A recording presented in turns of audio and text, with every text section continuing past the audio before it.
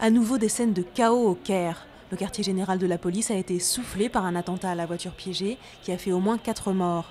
Un peu plus tard, une bombe a fait au moins 1 mort dans une station de métro et une autre a explosé devant un commissariat.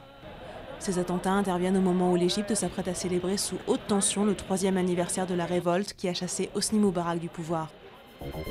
Les négociations entre leur chef de file, le président Yanukovych, jeudi ne les ont pas satisfaits.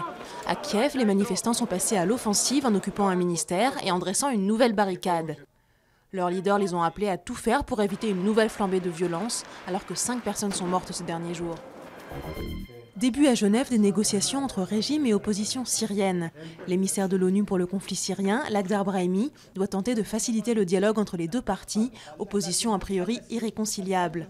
Faute d'accord sur l'avenir de Bachar el-Assad, les discussions pourraient se concentrer sur l'acheminement de l'aide humanitaire, des cessez-le-feu localisés et des échanges de prisonniers.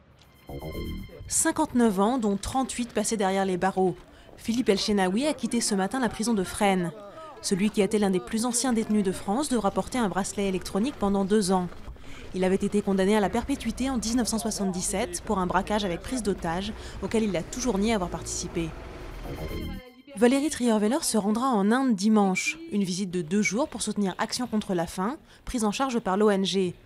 2 semaines après les révélations du magazine Closer, l'entourage de la Première Dame a par ailleurs affirmé qu'elle désavouait son avocate, qui avait indiqué que le couple présidentiel réfléchissait à une solution négociée. Des déclarations qui interviennent au moment où François Hollande se trouve au Vatican pour rencontrer le pape François.